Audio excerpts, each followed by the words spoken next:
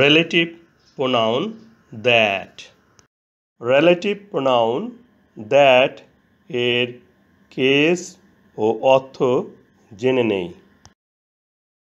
that nominative case অর্থ যা বা যেগুলো। that objective case অর্থ যাকে বা যেগুলোকে। who is the lady ভদ্র মহিলাটি কে। who দিয়ে গঠিত এটি একটি ইন্টারোগেটিভ সেন্টেন্স। এই বাক্যের who subject. the lady is ভার্বের অবজেক্টিভ কমপ্লিমেন্ট। the lady ব্যক্তি। she went there yesterday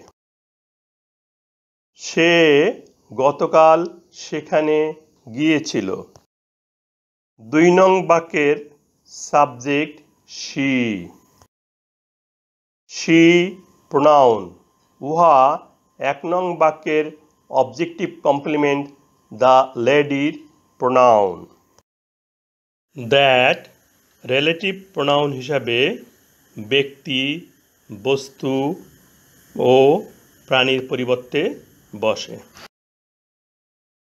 তাছাড়া হু বা হট দ্বারা গঠিত ইন্টারোগেটিভ সেন্টেন্সের পরে রিলেটিভ প্রোনাউন দ্যাট বসবে। এখানে অবজেক্টিভ কমপ্লিমেন্ট দ্য লেডি ব্যক্তি, ব্যক্তির পরিবর্তে রিলেটিভ প্রোনাউন হু বসতে পারে। কিন্তু বাক্যের প্রথমে হু বা হট দ্বারা ইন্টারোগেটিভ সেন্টেন্স থাকলে রিলেটিভ প্রোনাউন হিসেবে তারপরে দ্যাট বসবে।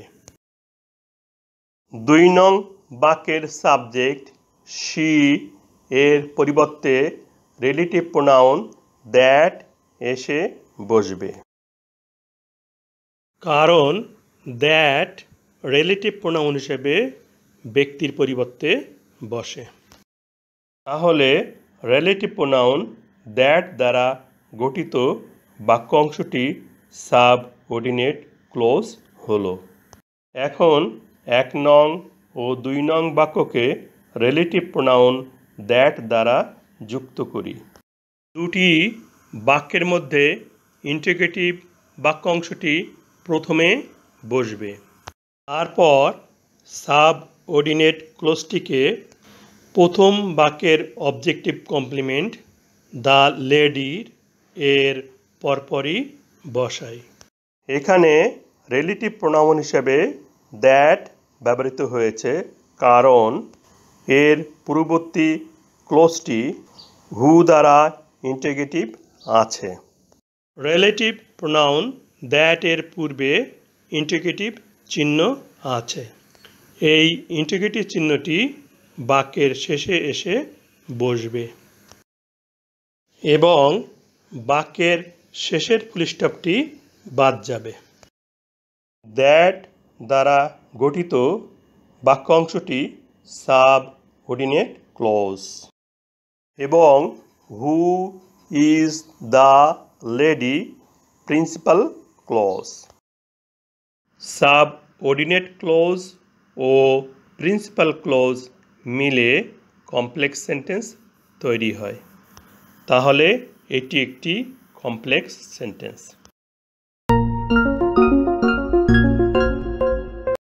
হু বা হট দ্বারা গঠিত ইন্টারোগেটিভ সেন্টেন্সের পরে রিলেটিভ প্রোনাউন দ্যাট বসবে।